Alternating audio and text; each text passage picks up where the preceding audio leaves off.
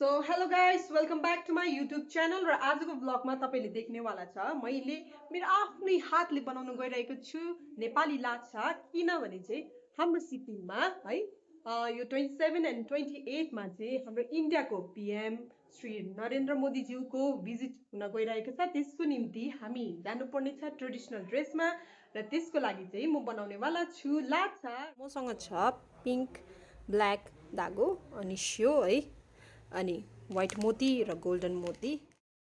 लगनको बेला हगन भनेको चाहिँ यस्तो हुन्छ है गाइस, हेर्नुहोस् न यहाँ मैले चाहिँ होइन धागो अब कालो धागो टाइम पनि यस्तो कम्ती कि अब छिटो छिटो बनाऊँ भनेको त नि गाँठो परेछ हो। यो गाँठो परेर खोल्दा खोल्दा एकछिन त तपाईँको 10-15 मिनट त गाँठो खोलेर नै टाइम त्यहीँ वेस्ट भइहाल्यो हो। त्यसपछि मैले फटाफटी पुरानो लाछाबाट नाप लिएँ होइन, लेन्थ अब कतिको बनाउनु पर्ने, बेसी लामो पनि त राम्रो हुँदैन फेरि छोटो पनि राम्रो हुँदैन भनेर चाहिँ लेन्थ नापेर चाहिँ त्यसपछि मैले आफ्नो धागो है मजाले बनाउन थालेँ। कालो धागो बेसी चाहिँ बटारिनँ मैले है, तपाईँको एउटा लाइनमा चाहिँ तपाईँको 6वटा धागो थियो भने चाहिँ मैले 3 खेप बटारेँ हो।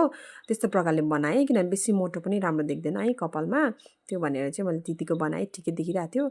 अनि त्यसपछि चाहिँ मैले अब यो पिङ्क धागो मुनि जोड्नु पऱ्यो नि त, जुन चाहिँ झुम्काको लागि हो। कालो हाल्यो भने त घिनलाग्दो देख्छ, त्यो भएर चाहिँ मैले पिङ्क झुम्काको लागि हालेँ धागो। त्यसपछि मैले यो चाहिँ अब अहिले जुन चाहिँ पपअप भनिन्छ नि डल्लो, त्यसको लागि चाहिँ मैले यो बनाउँदैछु हो। अनि यो चाहिँ मैले कति खेप बटारेँ मैले एक्ज्याक्ट चाहिँ मैले काउन्ट गरेन, तर निकै नै मोटो मोटो बटारेँ किनभने जति मोटो है उति त्यो पफ मजाले पपअप यो मजाले बनिन्छ अनि चाहिँ राम्रो पनि देख्छ भनेर मैले मजाले मोटो मोटो बटारेँ हो स्पिडमा। अनि त्यसपछि बटारिसकेपछि चाहिँ मैले यसलाई गाँठो पारेँ है बिचबाट यसरी यस्तो प्रकारले मैले बाँधेको छु टाइट गरेर मजाले 2 खेप घुमाएर बाँधेँ। त्यसपछि फेरि अझै 1 खेप घुमाएर फेरि डबल बाँधेको छु हो, जसले गर्दा चाहिँ यो पक्का हुन्छ नि त, हतपत फसी फुस्केर जाँदैन अनि राम्रो पनि देख्छ है। तपाईँले पनि गर्नुभयो भने यस्तो प्रकारले गर्नुहोस्। र चाहिँ त्यसपछि चाहिँ अब मैले यो चाहिँ भट्टाभट्टी बनाउन थालेँ।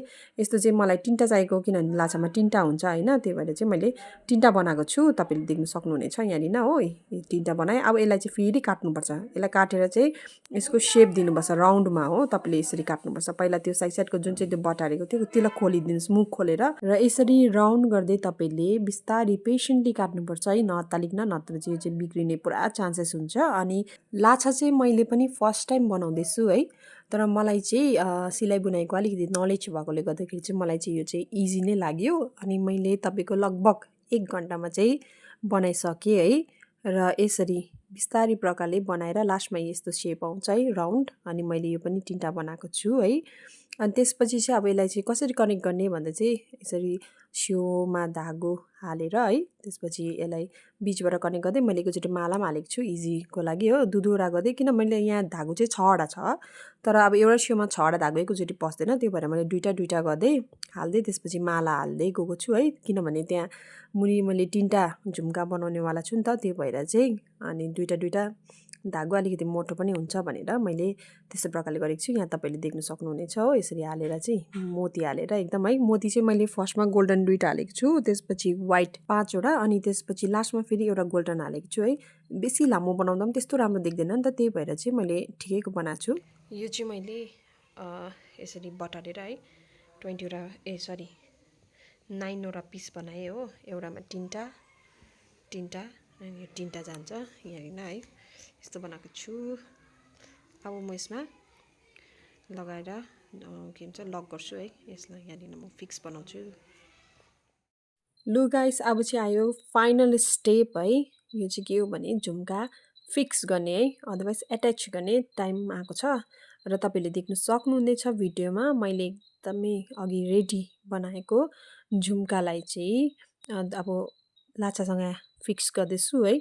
अनि मैले यो झुम्कामा चाहिँ कतिवटा धागो हालेको छु भने चाहिँ मैले यसलाई चाहिँ 20 टाइम्स राउन्ड गरेको थिएँ। तपाईँको एउटा झुम्कामा चाहिँ 20 + 20 = 40 है, 40वटा धागो छ हो।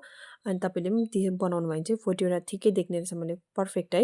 तपाईँको लास्ट फिनिसिङमा एकदमै पर्फेक्ट आएको छ, 40वटा चाहिँ ठिकै हुने रहेछ। त्योभन्दा बेसी पनि गर्न सक्नुहुनेछ है, अझै म बेसी झुम्का राख्छु भनेर तपाईँको इच्छा छ भने चाहिँ गर्न सक्नुहुनेछ। अनि लास्टमा मैले एट्याच गरिसकेपछि चाहिँ अब यसलाई यसरी काटेर है मिलाउने, एउटै लाइन अब एउटै लेभलमा मिलाउने प्रोसेस हुन्छ। अनि त्यसपछि चाहिँ तपाईँको लाछा बनेर रेडी हुन्छ है। र मैले चाहिँ यो नयाँ कलर ट्राई गरेको छु है, पिङ्क कलर एकदमै राम्रो बनेको छ है। तपाईँले पनि बनाउनु हुँदा चाहिँ नयाँ नयाँ कलरहरू ट्राई गर्नुहोस् है, किनभने रेड त तपाईँको कमन हुन्छ नि त है, प्रायः सबैले बनाउनु छ है।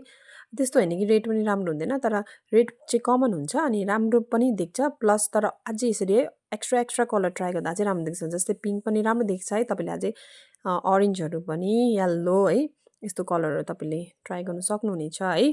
तर जतिसक्दो चाहिँ लाइटै राख्नुहोस् कलर चाहिँ, किन लाइटै एट्र्याक्टिभ देख्छ नि त त्यो भएर। र तपाईँहरूले पनि मेरो भिडियो हेरेर है लाछा बनाउनु सिक्नु भएर ट्राई गर्नुभयो भने चाहिँ प्लिज तपाईँले भिडियोमा मलाई पनि मेन्सन गरिदिनुहोस् अनि ट्याग गरिदिनुहोस् है। मलाई पनि खुसी लाग्छ कि कसैले मेरो भिडियो हेरेर एटलिस्ट केही त गर्नुभएछ भनेर है, यतिकै वेस्ट चाहिँ नहोस् है मेरो यो भिडियो। अनि तपाईँहरूलाई म यही नै भन्न चाहन्छु कि अब यो लास्ट हो नि त, लास्टसम्म आइसकेको छ है भिडियोको, र लास्टसम्म हेरिदिनु भएकोमा धेरैभन्दा धेरै धेरै धन्यवाद। र यसरी नै तपाईँले हेरिदिनु भएर है मोटिभेट हुन्छ हामीलाई पनि, र तपाईँहरूको यसरी साथ एन्ड सपोर्ट हामीलाई चाहिन्छ, अनि मात्रै हामी पनि अघि बढ्न सक्छौँ भन्दै thank you once again. Guys finally मैले चाहिँ लाछा बनाइसकेको छु र मेरो लाछा चाहिँ बनिएको छ यस्तो हो। कस्तो लाग्यो तपाईँहरूलाई कमेन्ट गरिदिनुहोस् होला, अनि भिडियोलाई लाइक सेयर गर्नु नबिर्सिनुहोस् होला।